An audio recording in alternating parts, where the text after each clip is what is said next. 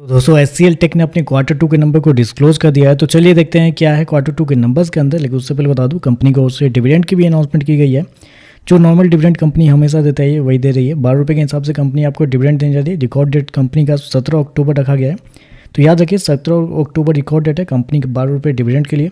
चलिए कंपनी के नंबर देख लेते हैं। डाटाबेस के लिए क्रोज में तो देखिए पिछले क्वार्टर में कंपनी 30,349 करोड़ का रेवेन्यू जनरेट की थी ऑपरेशन के थ्रू।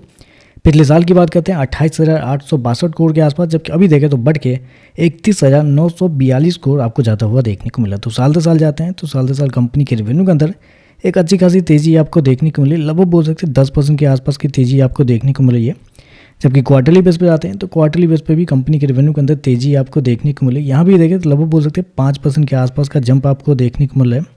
तो कंपनी का रेवेन्यू देखें तो आपको साल दर साल क्वार्टर बढ़ते हुए देखने को मिला है।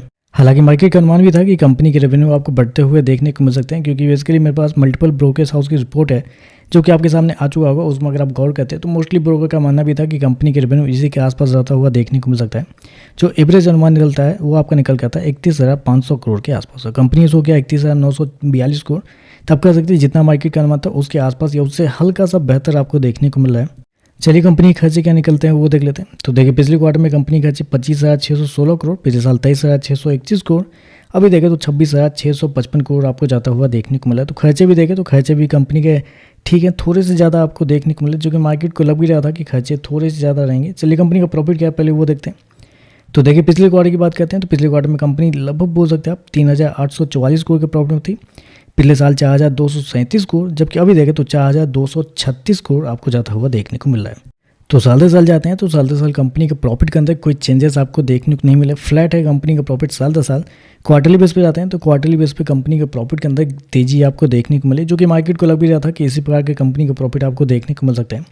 क्योंकि मेरे पास मल्टीपल ब्रोकर्स हाउस की रिपोर्ट है, आपके सामने आ ही चुका होगा। उसमें अगर आप गौर करेंगे तो मोस्टली ब्रोकर का मानना भी था कि कंपनी का प्रॉफिट 4,200 करोड़ के ऊपर ही आपको देखने को मिल सकता है। जो एवरेज अनुमान निकल के आता है वो आपका निकल के आता है 4,250 करोड़ के आसपास। तो आप कह सकते हैं जितना मार्केट का अनुमान था उसके आसपास ही आपको देखने को मिल रहा है। तो आप कह सकते हैं रेवेन्यू प्रॉफिट दोनों लगभग इनलाइन ही आपको देखने को मिल रहा है। चलिए कंपनी के ईपीएस क्या है वो देख लेते हैं, लेकिन उससे पहले कंपनी के मार्जिन की बात कर लेते हैं।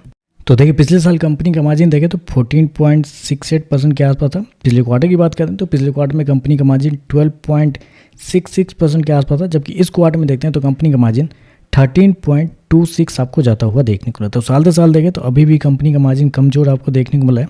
क्वार्टरली बेस पे देखते हैं तो थोड़ा सा बढ़ता हुआ देखने को मिला है। ईपीएस की बात करते हैं तो देखिए पिछले क्वार्टर में 14.18 रुपये, पिछले साल 15.62 रुपये, अभी देखें तो 15.63 आपको देखने को मिल रहा है। तो ओवरऑल देखा जाए तो नंबर टोटली इनलाइन आपको देखने को मिले। जितना मार्केट का अनुमान था उतना ही कंपनी की रेवेन्यू प्रॉफिट दोनों आपको देखने को मिला है। तो देखते हैं इसमें मार्केट कैसे रिएक्ट करता है। आज के लिए बस इतना ही। वीडियो पसंद आए तो लाइक कीजिएगा, साथ में साथ चैनल को सब्सक्राइब जरूर कीजिएगा। धन्यवाद।